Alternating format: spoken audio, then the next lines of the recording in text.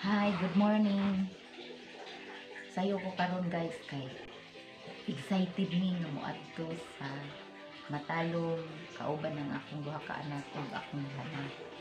So before ako raman ang permanente moadto. So karon nakakuha may og papel na ang hata ako mga anak duha na or underage pwede nila sila mo uban basta lamang like og yung sakyanan. So excited ni ang oras karon diri sayo pa kaayo alas 5 pa. So nakailis na ko kay aron mas taas-taas ang among time na to sa pag stay nga kay good for one day raman sad ang among papel na gihatag sa EITF. Mauna guys na. Hi guys, good morning.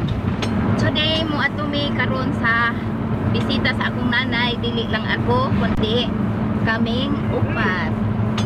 Present na ang akong mga anak. So ang tatay sad naa sa unahan, milingkod. Tapos si Berto ang nag-drive. Hi tay! So nalipay mi nga kami mga pamilya nagkahiusan na pagbisita ngadto sa ilang lula sa side nako. So gitugutan naman sa EITF nga pwede na mo bisita ang mga bata basta naanay kaugalingong basta lamang na ikaw galingong sakyanan. So dili sid nato i-force kung dili pud mahimo kay pangutan-on man dito sa EITF kung naa ba mo'y sakyanan. So ang naaprubahan man ang among papel kay naman ikaw galingong sakyanan. So karon padung nami ngadto para lamang gajud nga ang gihatag sa EITF is good for one day. Di jud ka mo abot og dili ka pwede mo abot ka og mo overnight ka ngadto sa imong adtuan. Kinahanglan ka jud nga mouli jud ka anang pagka dili pa mo abot og 24 hours na. Mao na nga amo gitujo nga musayo-sayo mi og lakaw para taas-taas ang among time sa pag bisita ngadto sa akong ginanay. So na-happy ang mga bata kay nakauban na nako. Oh, happy na ba mo? Oh, happy na sila. Oh, mutubag dito. Oh, mutubag magani ka. Sagdi naman na si amo kay busy pa na. So nakagawas namin, palhin na ni. Oh. Muna karon nga kanang nalipay sad ang mga bata nga nakauban na, makakita na sa ilang lulo o lula o mga tita o mga tito o mga kasip. So this is first time since nga nag-lockdown ang among lugar og sa Leyte na pausob-usob ang mga balaod kay tungod nag-adjust sad ang kada lungsod or naa sa interagency task force nga pwede luagan, pwede hugutan ang paglihok-lihok sa mga tao diri sa among ang probinsya. Karon naluag-luagan naman mao nang nakalugar ang mga bata ug uban. So before me kung kamo gusto mo nga kung kamo na mo'y plano nga mo bisita sa laing lugar, so mangutana sa kauna lamang diha. So mangutana mo daan kung pwede ba makauban ang mga bata o pilay edad.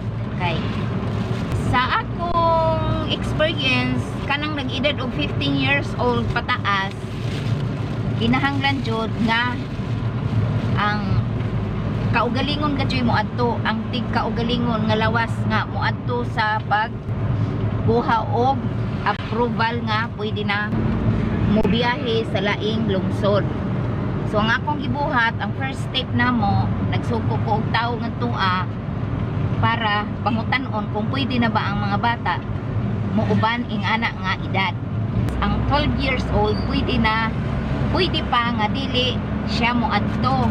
Ako na lang ang consenting ato, ang nanay lang basta ang consent sa akong anak na 12 years old, ako lang ang nagkuha sa iyang approval nga pwede siya mo travel. Ang 17 years old na ho, ako yung gipauban. Kay ang 15 years old above, patuon jud sa opisina para gajud ang tiglawas nga makita nila nga kining tawhana ni ara jud nagpudyo ra jud sa maong lungsod nga wa ni mo travel, nga ready pa ni siya mo travel. So mao to nga kung 12 years old, siyempre di pa man gajud na pwede pa na siya pwede mo trabaho, di pa na siya pwede mo trabaho, di pa na siya pwede mo mabilin kay gusto di pa man na sa ginikanan. So mao siguro nga rason nga kanang wa na lang gipauban ang 12 years old. So ang 17 years old na ho, gipauban gipaadto ka jud sa opisina para para makita nila nga naara jud sila sa lungsod sa nagpuyo, naara jud sa lungsod sila nagpuyo. So ang akong bana wa sad nahimo, gipaadto ka jud sa opisina. Mao to nga natigat yun ang among pagbisita karong buntaga. So excited na sila nga makita ang ilang lolo o lola o mga cousin o mga tita. So before pud mo adto nga sa opisina, magpangutana sad mo kung pwede ba nga mo biyahe anang idara mo uban sa nanay ug tatay.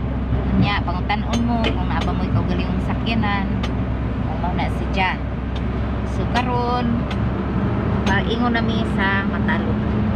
So kinahanglan pod magbutang mo dito og purpose kung nganong mo adto mo. Kinahanglan magbutang mo nga to og purpose sa inyong fill-upan nga papel nga unsay reason nga nganong mo adto mo.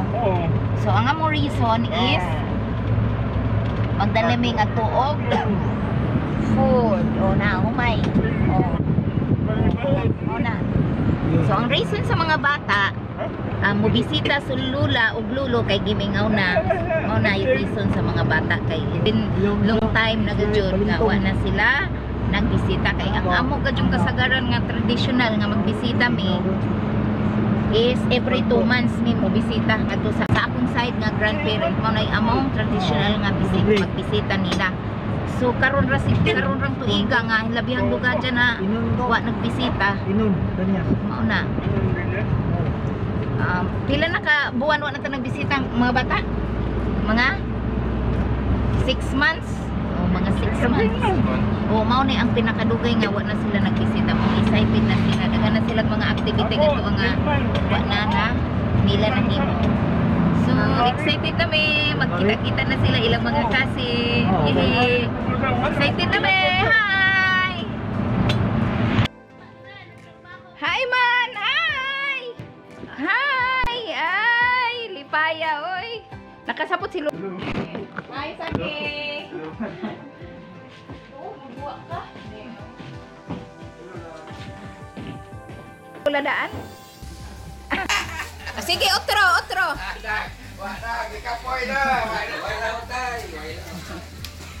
Nalipay na silang nagkita-kita na sila.